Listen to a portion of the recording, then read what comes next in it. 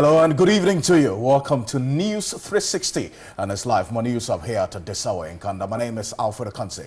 And I'm Natalie Fort. Let's get into the headlines for this evening. News 360 Headlines is brought to you by... Lecturers at Accra Technical University withdraw services over poor conditions of service.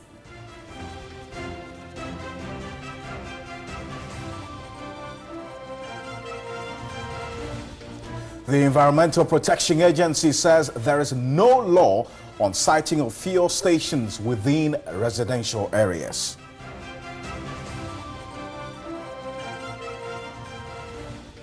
Meanwhile, remains of the Net2 TV cameraman who died in last Saturday's Atomic Junction gas explosion laid to rest.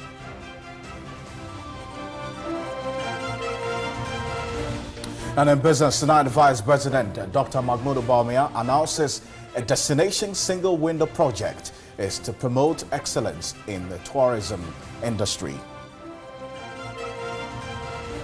And in international news this evening, Kenyan opposition leader Raila Odinga pulls out of October's election rerun over concerns of credible elections.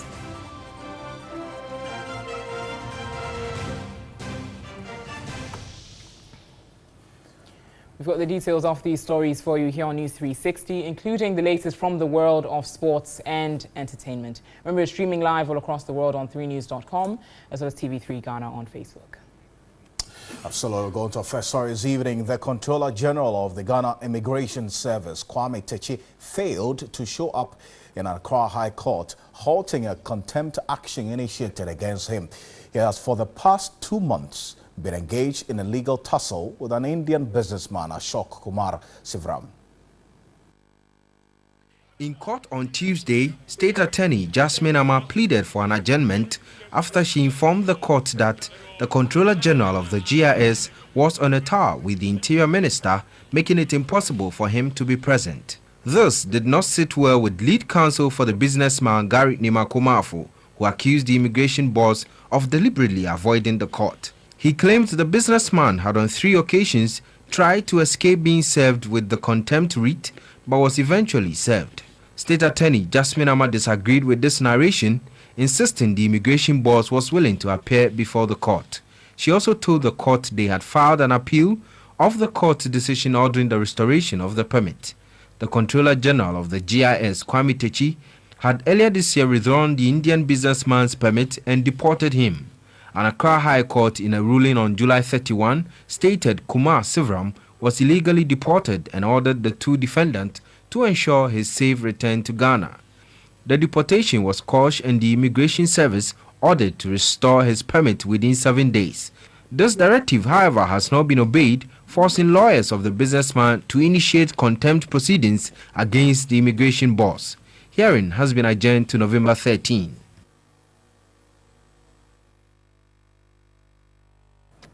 And the Accra District Court has ordered the 37 Military Hospital and Dr. Lawrence Edusei, a pathologist of Kolebu Teaching Hospital, to release the full autopsy report of late Major Adam Mahama to the Director General of CID on or before October 26. This follows a revelation by the prosecutor, DSP George Amega, that they had tried without success to lay hands on the report.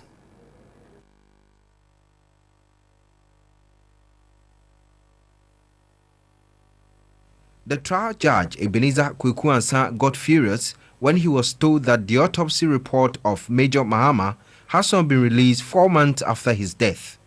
The prosecutor, DSP George Amega, told the court they have forwarded the docket to the Attorney General without the autopsy. The prosecutor maintained the report was central to the case for speedy trial, but has tried several times to obtain it, but to no avail. Magistrate Ebenezer Kwekuansa granted the request, directing that the report be handed to the police investigators on or before October 26. He added institutions must collaborate to ensure a smooth justice delivery and desist from blaming the judicial service for delays. He adjourned the case to 26 October for the report to be given to the Director General of the CID. The pathologist who handled the autopsy, Dr. Lawrence Edusei, and the head of the 37 military hospital's pathology department are to appear before the court on the set date if this order is not obeyed. About 23 people are currently standing trial for the murder of Major Adams Mahama. Now, remains of Mohammed Ashley Yakubu, a Net2 television cameraman who died in last Saturday's Atomic Junction gas explosion, has been laid to rest. 37-year-old was a member of the presidential press corps. City media, friends and sympathizers were at the family house at Denchira, a suburb of Kaswa in the central region, to bid Mohammed Ashley farewell. The chief of staff, in the company of some staff of the presidency, represented government.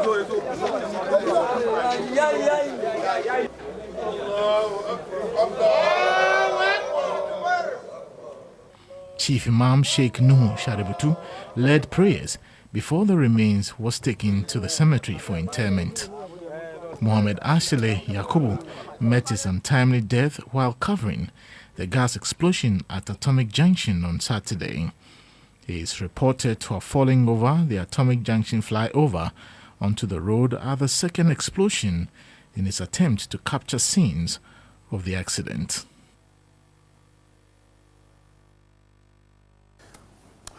The entire media fraternity here continually commiserate with the family and continue to pray for his soul to rest in perfect peace. But the Ghana National Fire Service says it will no longer tolerate gas stations that flout safety rules in the discharge of their duties. The Ghana National Fire Service believes blatant disregard for discharge protocol and safety measures are behind gas explosions in the country. In line with its new measures to curb gas explosions, the Ghana National Fire Service has directed gas stations to prompt the nearest fire stations before offloading their products. State institutions such as the Ghana National Fire Service, the National Petroleum Authority, NPA, and the Environmental Protection Agency, EPA, have been blamed for failing to enforce safety standards at the various gas stations. But the Ghana National Fire Service has directed gas stations to comply with all safety measures in the discharge of their duties. The service is also targeting to combat domestic fire with the amendment of the legislative instrument LI 2249.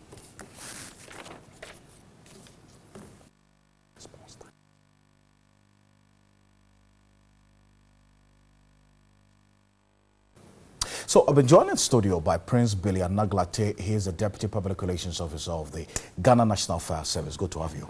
Good evening to you. Good evening. Great. Now, one of the issues that the public raised was with your response time when this explosion happened at Atomic Junction. Exactly how many minutes or hours did it take you to get there? Well, actually, when we had the call, that was 18 hours that Saturday evening.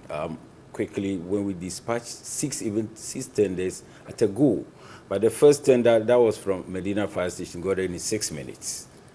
6 minutes? 6 minutes from Medina Fire Station. So the 1 hour, 30 minutes is not true? You see, that 1 hour, 30 minutes that people are saying, you remembered when the Vice President came there, he commended Fire Service that within 1 hour, 30 minutes, we were able to, get to the scene and handle the situation promptly.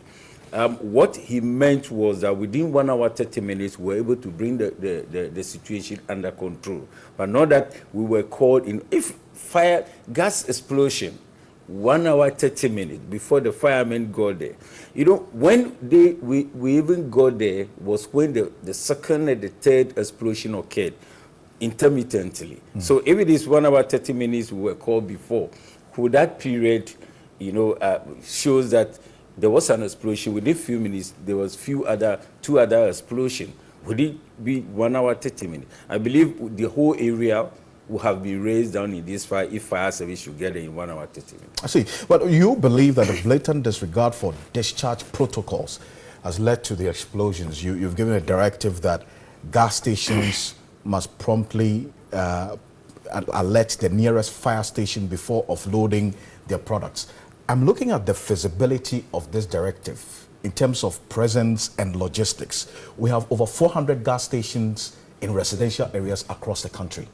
How feasible will it be, and how many fire stations are present in residential areas to make this directive feasible?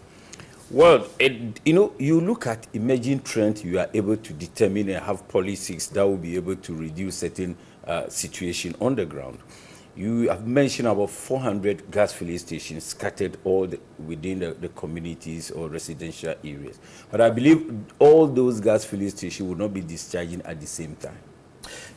Granted, but I'm asking, how many local fire stations do you have as fire service across the country? Yeah, we have 248 fire stations. 248 fire stations. 248 fire stations. And we have over 400 gas stations and across the country. You see, what we are looking at is that even in areas that we do not have a fire station, but the closest fire station definitely, even one person, one fireman would definitely have to be deployed to the station. And then as long as one fireman has been deployed to the fire station, all those safety measures before discharge would definitely be strictly adhered to. Because the fireman is there who will ensure that those safety measures should be strictly put in place before they even discharge the gas. That is what we are talking about. But the areas where we have a fire station, we will give a fire cover by ensuring that the fire tender gets in there. But I also want to, again, say that we are aware that all these gas filling stations will not be discharging at the same time. For us to say that we would be having limited logistics, that we cannot even meet these demands. We would definitely ensure that we would maximize and then ensure that we meet it. We are saying this because if you look at all these explosions, many of those ones was related to the period of discharge. There Absolutely. Are several measures you need to meet before you even start your discharge. If you give me time, I can go through a few ones.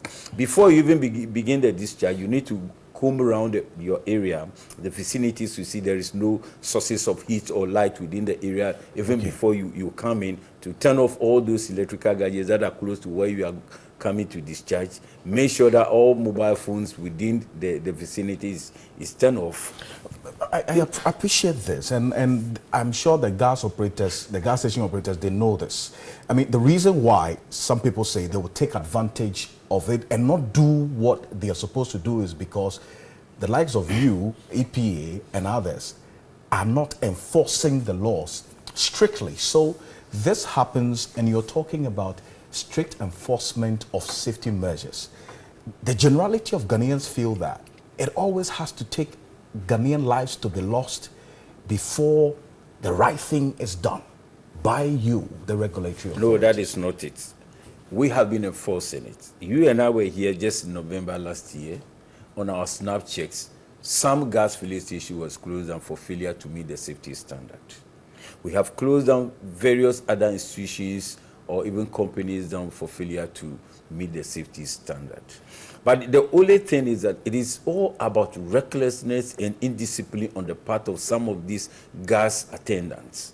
And I'm saying this because the way some of them respond, their attitude and behavior towards some of these safety issues is nothing to talk about.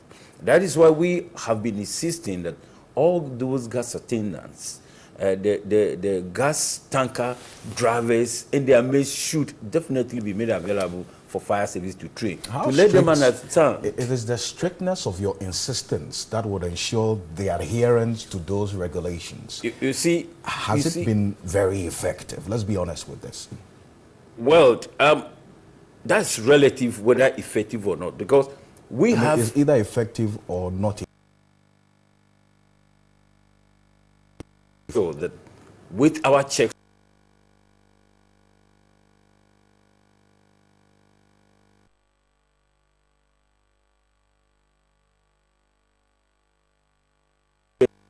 we will begin to be modifying what we do to ensure that at least we are able to cover everything. What we initially do about the training, that I was saying that even some gas filling station owners fail to, again, bring new people that they have employed to work with them that are supposed to be brought to fire service. If they fail to bring new people, it's difficult for us to determine that new people have been brought in, so we need to train them. But what we are seeing now is that instead of we giving a certificate to the company showing that, yes, the workers of the company have been trained, now we'll give individual certificate to the attendants that we have trained. That is what we're going to use periodically to be checking to know if really all the workers have been trained. So it is just a measure to ensure that, yes, some of these preventable incidents, a lot of the concerns that have been raised is the structural integrity of some of the buildings and the structures around the explosion site. For example, the flyover there with the runabout there at the atomic area. Have you, by any way, considered an audit of the structural integrity of the flyover and then the TF hostels and the other buildings around the explosion? Well, if we talk of structural integrity, the probably we are looking at AES here. They have the power to assess the structural integrity. That is not for fire service to do. Right. Okay, I mean, I just wanted to find out because we've got some reports that the bridge we're seeing on our screens now actually had an impact because of the explosion. Oh, definitely. It is possible. Be. Yeah, it's possible. Yeah, it's possible to have an impact because of the vibration and other things. Because if you see other buildings across it, I followed up to look at those buildings and I saw cracks, and then I was told that yeah, it was as a result of the explosion that has occurred. So with the bridge, I believe that those authorities that have all that it takes to determine the structural integrity of it would definitely have to do that. But it's something that you would recommend going forward. Oh, of course, from yes. your perspective as a fire service. Exactly, it's something that needs to be done. Mr. Nagalate, can you assure Ghanaians and people watching, the Vice President has talked about strict policies being implemented. The President has said this is not going to happen again, but the implementation of the policies lies in the bosom of the likes of your organization. Should we ever experience this again? Should we leave you off the hook? Well, we also need to look at it from various points of view if really we want this thing to stop somewhere. Do you know why I'm saying this? When issues of this nature come up, people look at only the regulators and they leave the major players that will ensure that this thing do not occur. I'm saying this because the owners of the gas filling stations have a bigger role to play if really we need to see an end to some of these things from occurring. You can help them in ensuring that they do the right thing. We do, ensuring that they do the right thing. But again, I'm saying that largely these things occur because of the attitude and behavior of the attendants. So the owners need to put in mechanism on the ground to be able to evaluate and monitor their workers 24/7. With the regulators, we are not on the ground 24/7. We come to spell out the rules and regulations that you need to abide by. If the workers over there are left to do whatever please them, definitely some of these issues continue to come. I would want to thank you very much. And we hope that you get the needed logistics to do what's expected of you. But we're grateful. Thank you. Prince Billion Naglate speaks for the Ghana National Fire Service. Away from, but still on this, the Environmental Protection Agency is saying that there is no existing law on the siting of fuel stations within residential areas. Well, Executive Director of the agency, Bum Sarkodie, is saying that if it is yet to launch investigations into the real cause of last Saturday's gas explosion at Atomic Junction, and that's what the EPA has been talking about. This is in reaction early on to some concerns by some Ghanaians across the country of the sighting on some fuel stations and some gas stations at various locations across the country, leading on to the earlier information by the Deputy Information Minister that some 400 gas stations are located in residential areas across the country, and also leads on to the University of Professional Studies students also protesting at the siting of a fuel station that shares a wall with the university.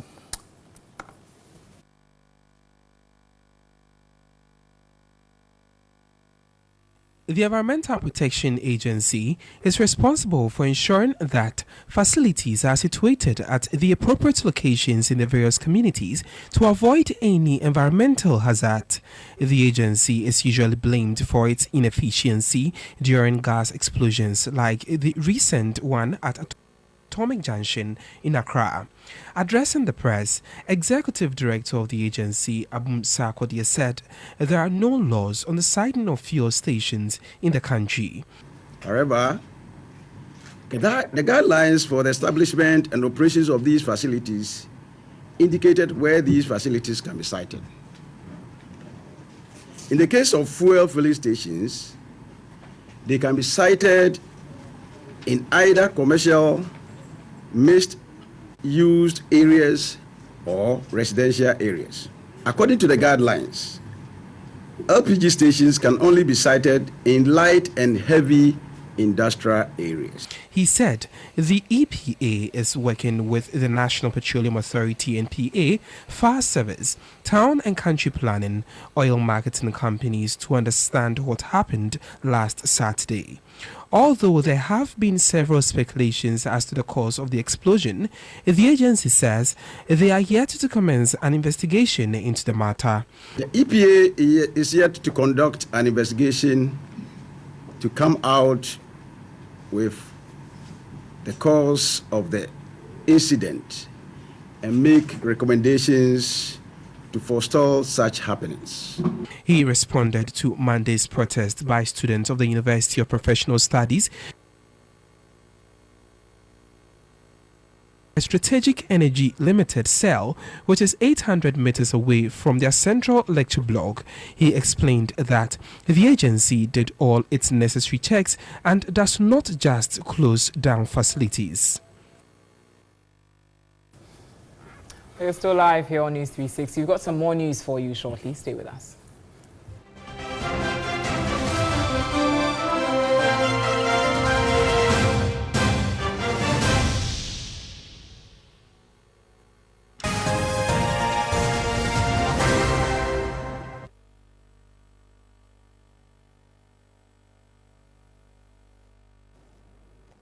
All right, thanks for staying with us on News 360, and it's time for business.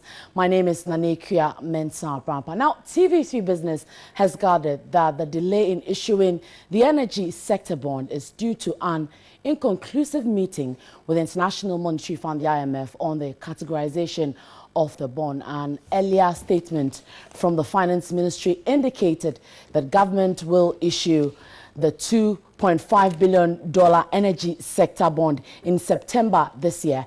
Deputy Information Minister Kojo Oppong Nkrumah stated that the deliberations between the government of Ghana and IMF are going on smoothly on how to issue the bond, and the meetings have been described as the biggest gathering of finance ministers and central bank governors whose countries are members of the IMF and the World Bank. The meeting has also brought together economists, civil society groups, financial experts and bankers to deliberate on threats to the global economy and financial system. And joining us via Skype this evening is Kojo Oppong Nkrumah, Deputy Information Minister, to give us more updates as the meeting is still ongoing. Good evening to you, and thank you for your time.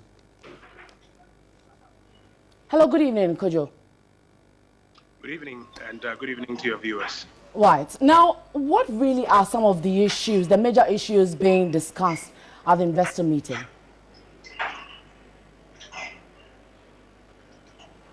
I can hardly hear you. If you can come. I'm asking, what are the major issues being discussed at the investor meeting? Well, today we've had a couple of meetings, one with the IMF Director for Africa and then Managing Director of the World Bank, as well as the Mauritius delegation that's here. And just a few minutes ago, we finished an investment pitch with a number of investors who are operating globally, but are mostly resident here in North America, trying to make the case for Ghana and for increased investment in Ghana. We've been showcasing Ghana's success story so far in recovering from the economic challenges that we've had. We've also been making a case for the need for interesting transition agreements or transition arrangements for countries that have just recovered from the economy. Because when a country recovers from challenges like the ones we have had, and it's forced directly into the commercial borrowing market at a time when it's trying to improve its domestic resource mobilization, it leaves a lot of challenges for us. So generally, we've had some good discussions today. We're within the next about 48 hours on some of these matters. And regarding the meeting so far, looking at the updates that you have received from the meeting so far, has there been any clear plan presented to the IMF on issues of revenue mobilization, which was one of the major concerns here at home? If your question is about the energy bond, is that the question you're asking? No, I'm asking if there have been any clear signs on the revenue mobilization aspect with discussions ongoing with the IMF. Have you given or have you been discussing anything, any plans in that regard? I'm very sorry, your line is terrible. I can hardly hear your question. Okay, so I would go over that again. I'm asking if there has been any clear plan presented to the IMF on revenue mobilization. Not exactly. We are not here to present solutions or positions on revenue mobilization. So far as to say, we've been updating the IMF, the World Bank, and some of the international finance partners on how we have been recovering, particularly on the fiscal side, closing the deficit gap, which we inherited about 9.5% or 10% on a commitment basis, trying to close it down to about 6.5 or 6.3 as we reviewed in the media budget this year. And it's been a combination of revenue measures and expenditure measures, disciplining ourselves on the expenditure and trying hard to improve on the revenue side. Generally, we've been explaining where our successes have happened, where we have had challenges, and even how we are trying to close the gaps that we have between now and the end of the year. And it appears there's a lot of respect and support for what Ghana has been able to achieve in this very short period. We've also been explaining to the international community that sometimes the effort to close the gap too quickly can also create shocks for the economy, and therefore it's important to give us some gradual breathing space while we try to improve on the consolidation. And that's been very well received by the international development partners that we have been engaging with. Now, one of the interesting things that has happened so far is that on the subject of the industrial parks that we've been talking about, the Mauritius delegation and the Ghana delegation have been able to make some headway. We expect to firm up commitments on exactly how much Ghana will be putting into it, how much our Mauritian counterparts will also be putting into it before we leave here. Well, I thank you for your time, Kojopo Nkrumah, Deputy Information Minister, giving us up-to-minute reports regarding the meeting that is ongoing at the moment. And TV3 has gathered that a delay in issuing the energy sector bond is due to an inconclusive meeting at the IMF on categorization of the bond. I'm sure we'll be getting more detail into that particular one in subsequent bulletins. But let's move on. And Vice President Dr. Mahamudu Bawumia has announced a destination single window project which is underway, targeted at promoting excellence in the tourism industry. At the opening of the World Tourism Forum, he said government is working towards providing a conducive environment for tourism development. Ghana stands as the first African country to host the World Tourism Forum, with the sector's steady growth over the years. The summit aligns with the country's goal of positioning itself as a major tourism hub in the African continent. The forum brought together experts, key players and stakeholders in the tourism industry to promote investment. At the opening, Vice President Dr. Mahamudu Bawumia said government's strategy is to build on a solid base and expand tourism across the country into new market segments.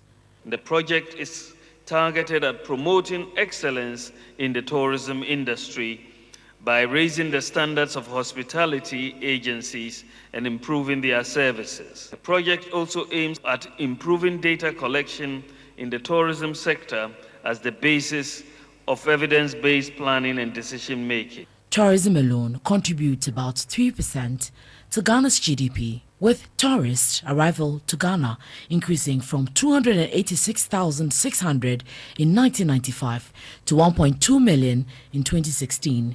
The National Tourism Development Plan shows tourism revenue will double to $8.38 billion by 2027 from its current $2.2 million.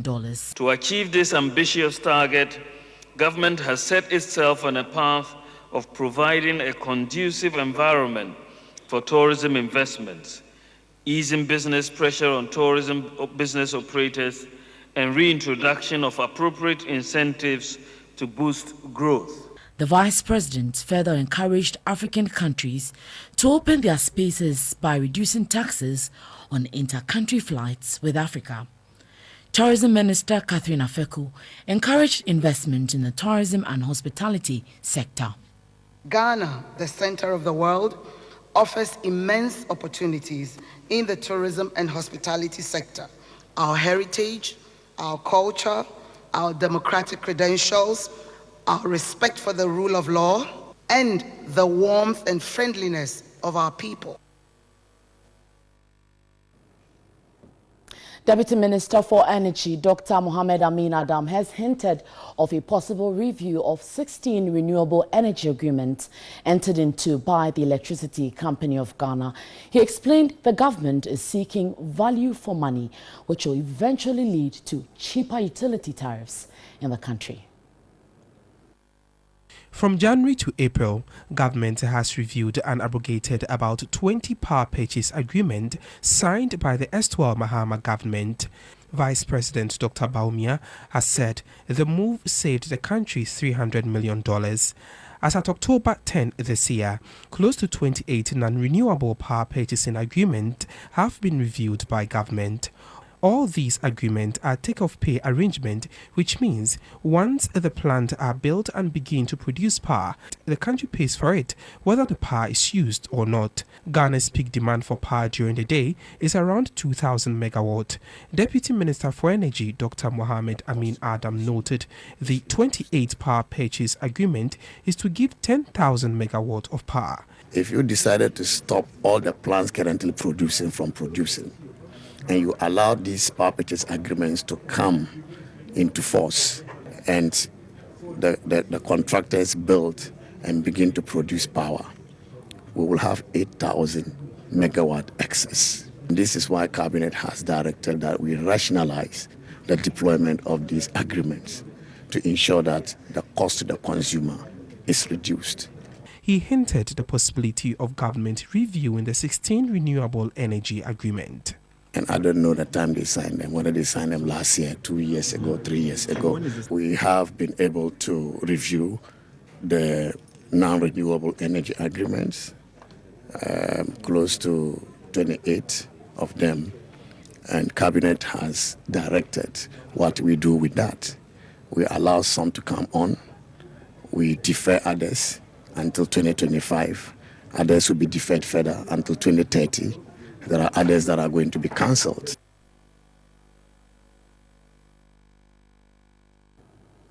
There's more news on our website. It's 3news.com. That will do for our business. My name is Nanikia Mensah. Natalie is standing by with more.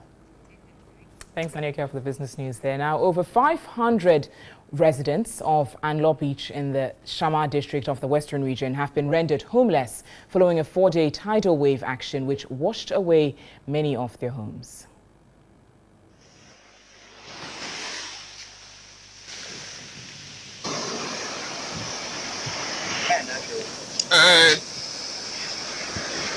The scary waves continue to hit the fishing community for 4 continuous days. At least 30 houses along the beautiful sandy beach lined with fresh coconut trees have been inundated.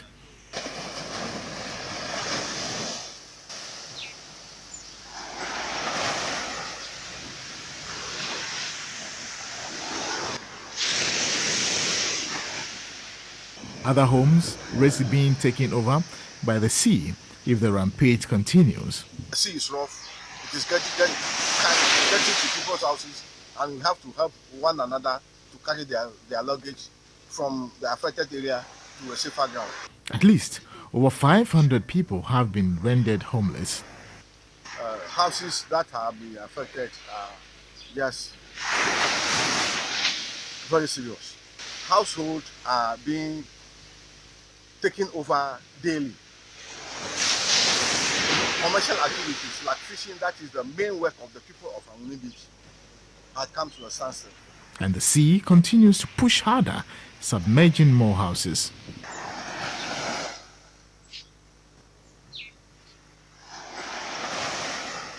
They are appealing for support to relocate. But this is an issue, a national issue. We don't need to even to go to Assembly for approval before we talk of we try to solve a situation which is life-threatening.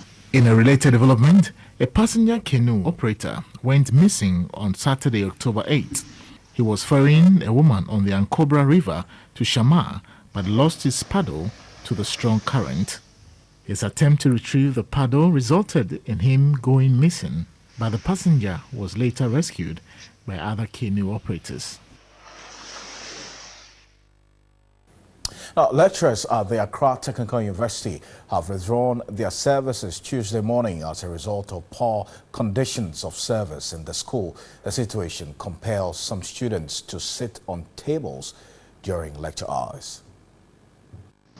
Numbering about 50, the lecturers Tuesday suspended all forms of teaching activities to force management of the school to address what they describe as nuisance. The lecturers, who constitute the local chapter of Technical University Teachers Association of Ghana, said the students' population outnumber chairs in the lecture halls, forcing some students to sit on tables during lecture hours. The urinals also produces heavy stench, but students have no alternative. Teaching aids, including projector, public address systems, bulbs and sockets, have not been functioning for years. The lecturer said on September 4 this year, the body served management with final notification to fix the broken down facilities, but to no avail. We have not declared a strike. So we are waiting. When those tools are not provided and we think that issues have gone so bad that we can no longer be in the classroom, then we will declare strike. Chairman of the Technical University Teachers Association of Ghana, Dr. James Ejein-Tiamo, addressed a news conference. We think that the management we have is not proactive. At the end of the day, many of them were even lecturers who rose to become VCs and acting VCs. We think that they know the problems, they have felt it, they should have been proactive to address them themselves. He said they are not following due process because earlier processes did not yield any meaningful results. It is completely unacceptable and we cannot wait for council to come and meet where students are having lectures sitting outside. So we cannot follow due process in this case. Although school authorities have begun addressing the lecturers' concerns, they have promised not to return to the classrooms until their grievances are addressed. Well, you're still live here on News 360 from the News Hub at Adisawe Kanda. We've got some sports news for you with Thierry Nyan in a few moments' time. Stay with us.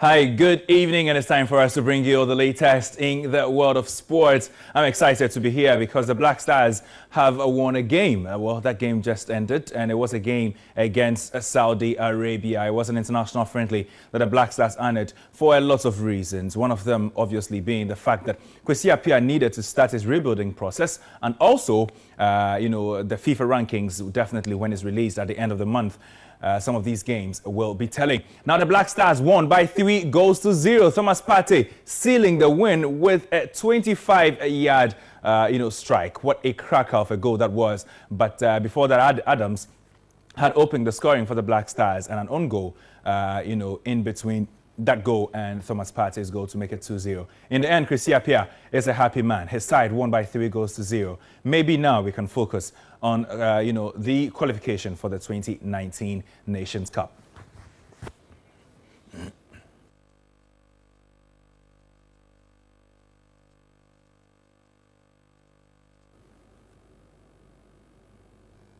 All right, so now away from that, let's do some 2018 World Cup qualifiers. And Cristiano Ronaldo and Lionel Messi are both on the verge of missing out on the World Cup in Russia, as per the current circumstances. Both players, arguably the best in the world for the past decade, will be missed at the football's biggest showpiece should their teams falter. Tonight, Argentina need to beat Ecuador and will count on favours from rivals Brazil, Peru and Colombia all at once. Brazil must beat Chile, while Peru and Colombia must drop points to favour Lionel Messi and co.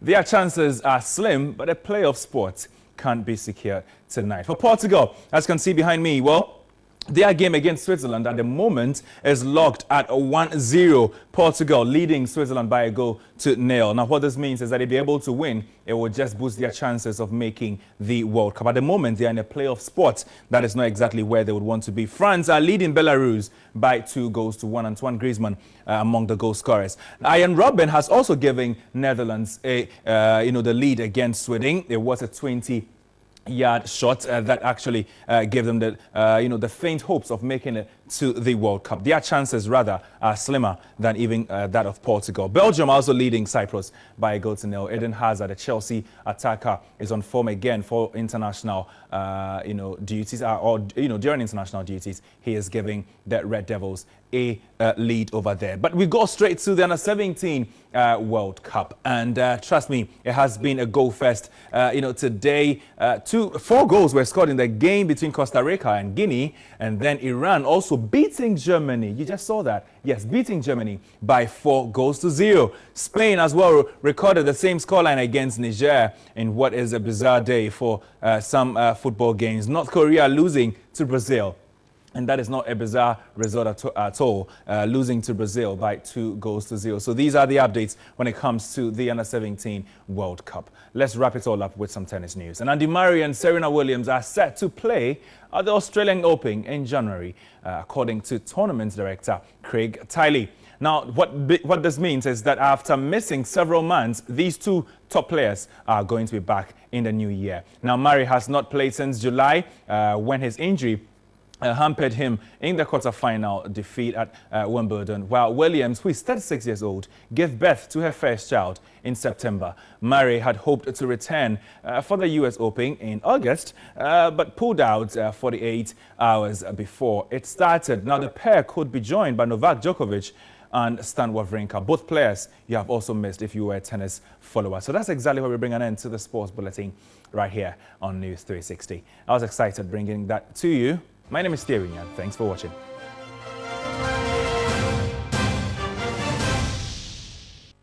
Your favorite music will take a different dimension this Saturday as the show goes to the streets. Yes, the show will for the first time in 2017 telecast from Osu, where viewers will also be treated with various prizes from the Media General Group and its sponsors as part of its 20th anniversary celebrations.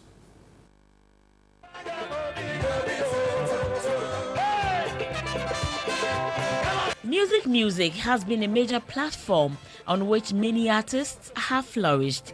Most budding musicians started their journey on the music platform, where a lot of talents have been unearthed and nurtured to stardom. It's the truth for the honest and learn your lesson. The show went to rest from November 2016 to March 2017 and bounced back in April after a rebranding process that saw the new tagline, "It's Bigger." Organizers say the show had to go through a rebirth process to serve consumers with more exciting ideas. Gloria Safo, popularly known as Nanama of the Fiera TV series, and reggae artist Ruth I have been phenomenal in hosting the show and treating audience both in studio and at home to a good time. It has to be massive. All right. Yes, you can do that by applauding. And let's give it up for Familia! As part of TV3's 20th anniversary celebrations, Music takes a twist in an unprecedented outdoor event. The show will be telecast live from the Oxford Street in Osu. Group Head of Events and Entertainment at Media General, Kenneth Addo, says the rationale behind the outdoor telecast is to bring the fun and excitement to the people in their comfort zone. Being 20 years, we decided to say thank you to the artists, say thank you to the viewer and the teeming fans out there who have not had the opportunity to come to the studio, to even watch, because the studio is limited.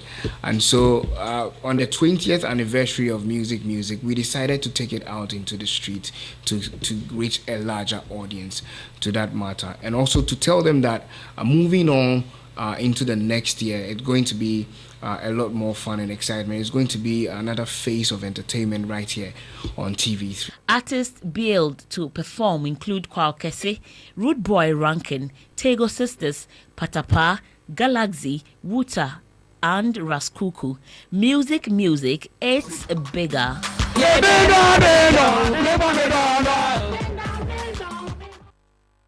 It's going to be exciting, and we can definitely know what a lot of people will be looking forward to, don't you? You should anticipate that. Join us on Saturday on also Oxford Street. But thank you for spending your 60 minutes with us here on News 360. On behalf of the team, we're grateful. My name is Alfredo Kansi. And I'm Natalie Force. We've got more news on our website, 3news.com. Remember, news at 10 later this evening will simulcast.